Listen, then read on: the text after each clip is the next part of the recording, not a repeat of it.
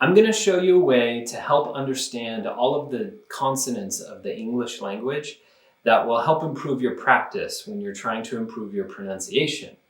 So let's draw them on this board back here. I'm going to start with the three most basic sounds that we have.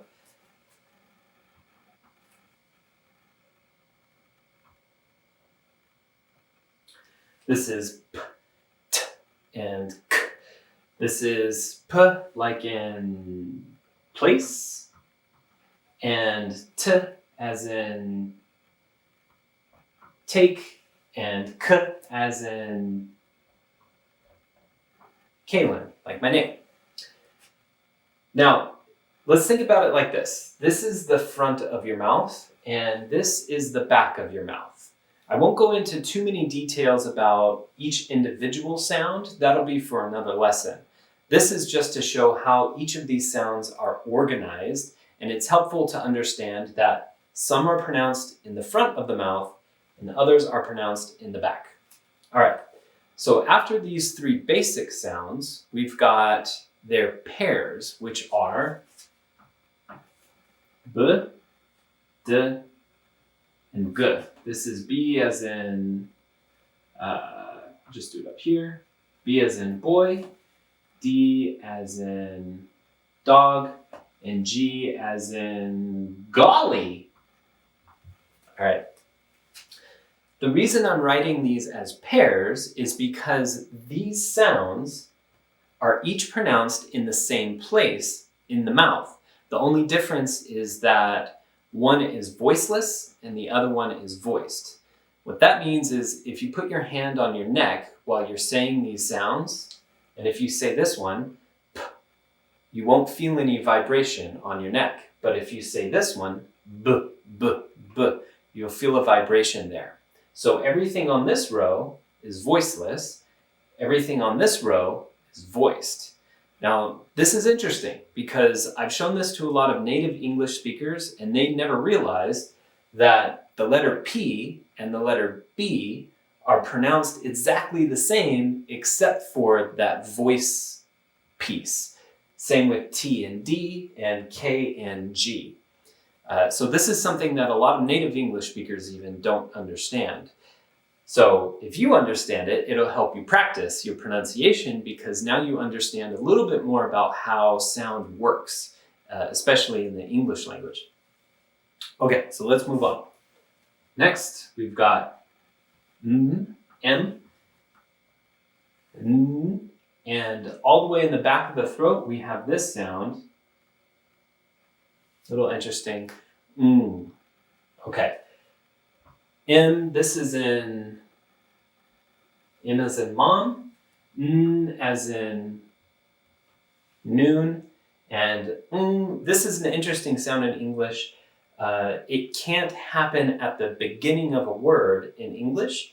It can only happen at the end or in the middle. So like this, sing.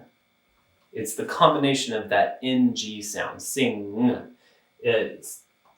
Native English speakers will think of this as two sounds because it's two letters, but it's not really. It's really just one sound.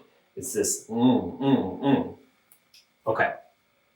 Now, so far, we've stuck to just the lips and a little bit behind the teeth and more towards the back of the throat. Now, there are more letters we can fit in between here. That is F as in, I'll just go down here, father. Now this is voiceless. The voiced version is V, as in Vader, like Darth Vader. Interesting enough, Darth Vader is Luke Skywalker's father, and Vader and father look kind of like the same word. Anyway. Next, if we move a little bit further back, we've got this sound. That's the voiceless version. The voiced version is V. So V as in the, and as in thick. Now, this is another interesting one because native English speakers don't think of these two as separate sounds most of the time, but they are. Just because they have the same spelling, this TH, doesn't mean they are the same sound. They are very different, in fact, or different enough. This is voiceless, this is voiced. And th. Okay, moving on. We've got also, I'm just going to put it right here. S as in snake, and Z as in zebra. These two sounds pronounced in the exact same way except for voiceless and voiced. S, Z. Next, we've got this sound, which is sh. That's the voiceless version. The voiced version is zh. Sh is like in the word sure, or better example, shore. Zh is an interesting sound. It has a special rule, kind of like zh can only be pronounced in the middle of a word as well. So something like treasure. Although sometimes I hear people say the word zhuzh, and I think that's kind of a special word. I've only heard it in one place, but native English speakers at my workplace use it a lot. So maybe it's a new word. I don't know. Okay, moving on. Next we have this. This is the sound ch, ch, ch, ch. That's pronounced almost towards the back of the throat, but it's a stop, so you just ch. It's as in the word chip.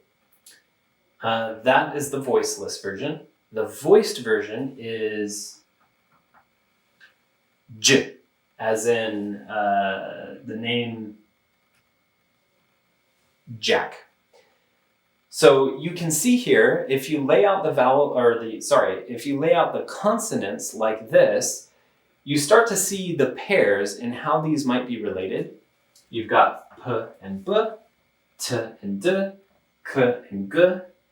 These nasal sounds are a bit on their own, but they all have this like it's all going through your nose.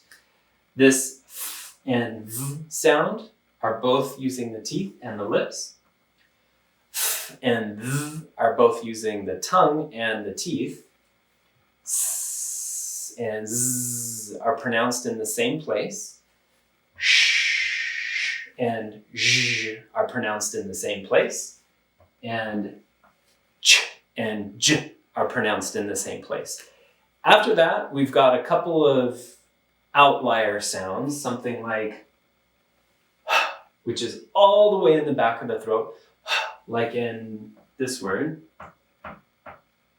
like in house.